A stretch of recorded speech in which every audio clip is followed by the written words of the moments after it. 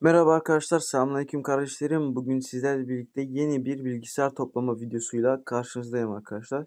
Gördüğünüz gibi yine hurdacıdan parçalar aldım arkadaşlar. Bu parçaların hepsi hurdacıdan. Eee, Bu anakartı arkadaşlar hurdacıdan aldım. Yeni bir anakart, önceki videodan kalma değil. Bu ekran kartı arkadaşlar önceki videodan kalma, çalışmayan bir bilgisayardan kalma bir ekran kartı arkadaşlar. GTX 650 Ti arkadaşlar. 1 GB GDDR5 RAM'i var. Emm, Önceki videodaki bilgisayar çalışmadığı için bu bilgisayara koymak istedim, ziyan olmasın diye. Evet arkadaşlar, şimdi gördüğünüz gibi işlemcimiz AMD'nin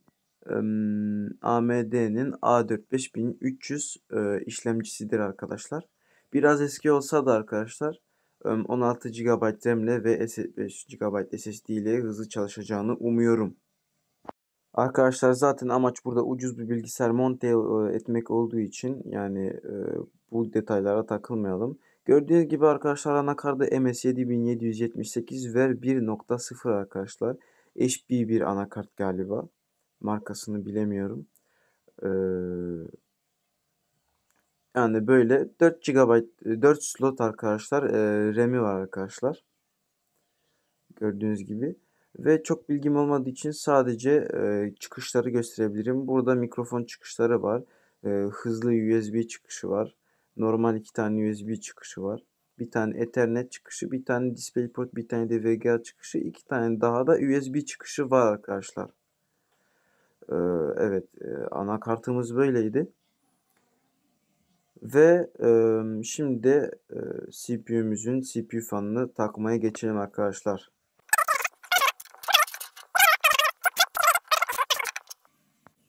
Gördüğünüz gibi şöyle güzel bir şekilde sıkıyoruz arkadaşlar. Çaprazdan sıkalım ki hasar görmesin işlemcimiz.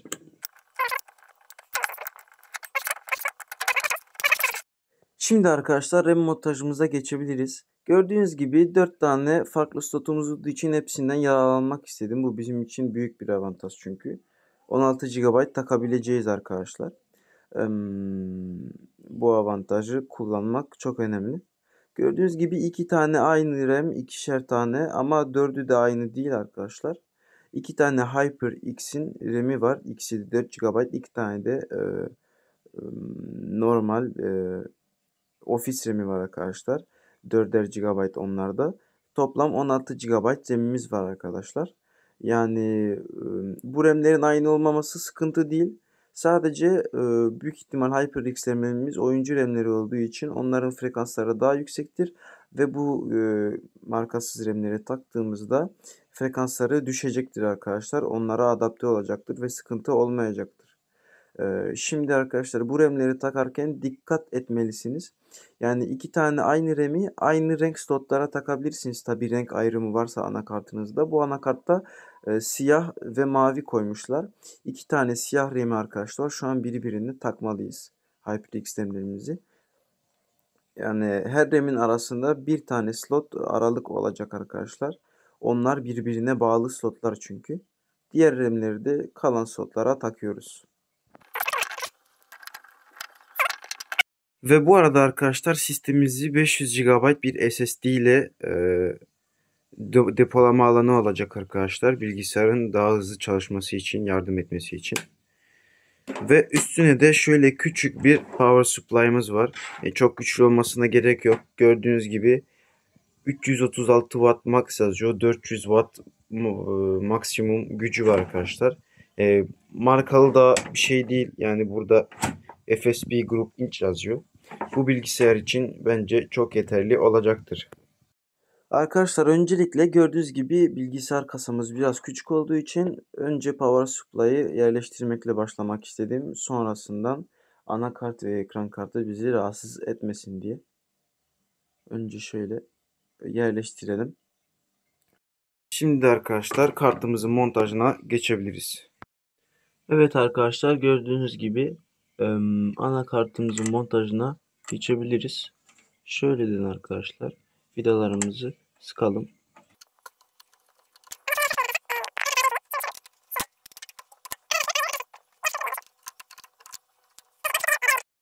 Arkadaşlar gördüğünüz gibi ben anakartı monte ettim. Kasanın kablolarını taktım. Bu arada kasa HP'nin bir kasası arkadaşlar, şöyle. Bunu da zaten hurdacıdan aldım arkadaşlar. Ve şimdi bu ekran kartının montajına geçebiliriz arkadaşlar. Ekran kartımız arkadaşlar GTX 650 Ti arkadaşlar. 1 GB GDDR5 RAM'i var. Eski bir ekran kartı ama zaten bu da eski bir sistem arkadaşlar. Bu sistem sadece deneyim, aslında deneyim sistemi. Bakacağım oyun açıyor mu bu sistem, bazı oyunları. Çünkü ilgimi çekiyordu. Ben de böyle bir video çekmek istedim arkadaşlar. Gördüğünüz gibi şurada hizaladık. Şimdilik buna vida takmayacağım arkadaşlar, şuradan desteklemek için. Çünkü zaten gördüğünüz gibi sabit. Şimdi anakartının kablolarını takmaya geçeceğiz. Şöyle şuradan şu kabloyu arkadaşlar buraya takacağız. Evet arkadaşlar, power supply'ı değiştirdim arkadaşlar. Başka bir tane buldum, onu takıyorum. Neden? Çünkü bu power supply burada yeteri kadar pini yoktu. O yüzden bu power supply ile deneyeceğiz arkadaşlar. İnşallah çalışacağını umuyorum.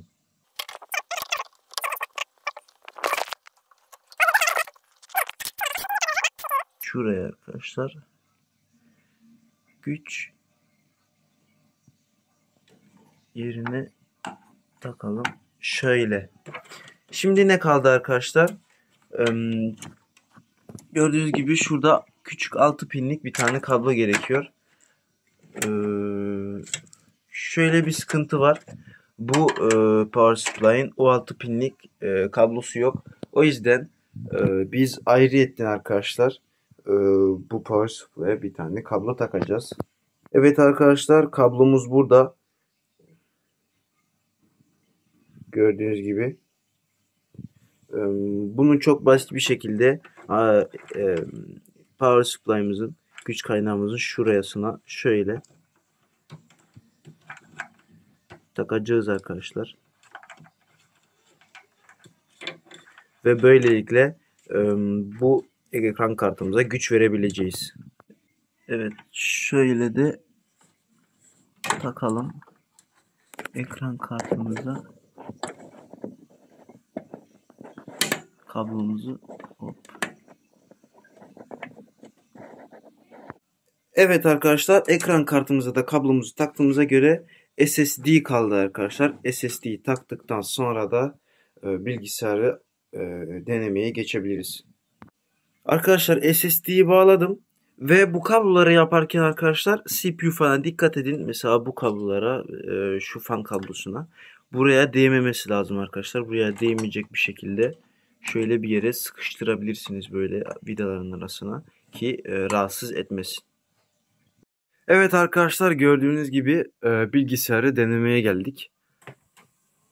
Hemen şöyle beraber açalım.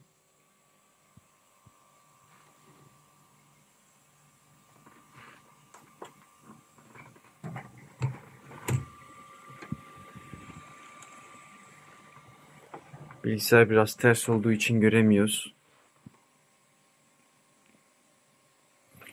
Kabloyu da HDMI'ye bilgisayara alalım.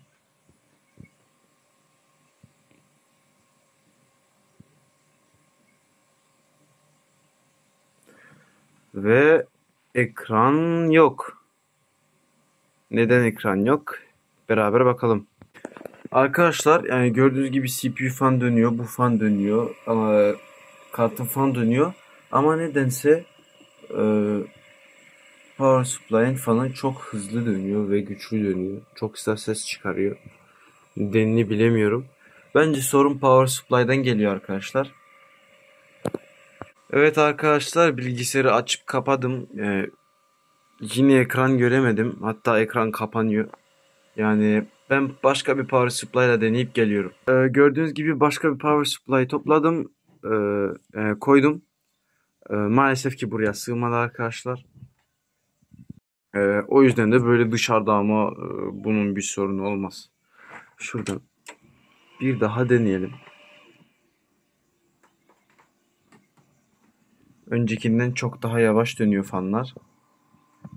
Daha sakince.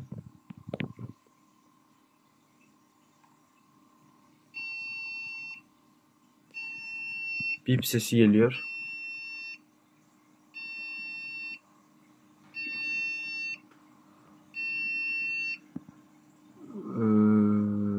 Kaç kere bip geldiğini pek duyamadım.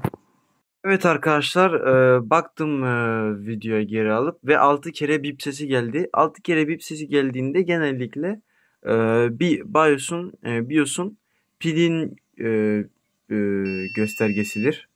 O yüzden yine bipliyor. O yüzden pili değiştirip geliyorum. Evet arkadaşlar, pil değişimini yaptım. Şimdi bilgisayarın çalışıp çalışmadığına bakabiliriz. Açtık bilgisayarı.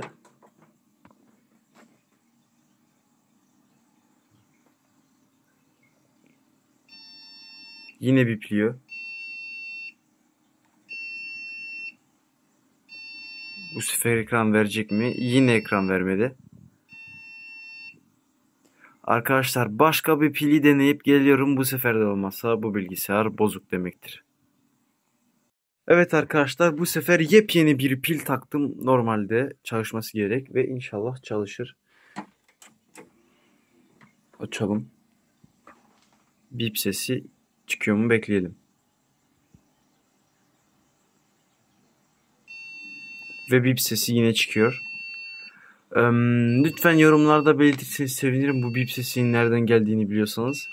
Ben 6 kere bip sesi geldiğinde BIOS pilinden geldiğini sanıyordum ve normalde de öyle, ama şu an bilemedim nereden gelebileceğini.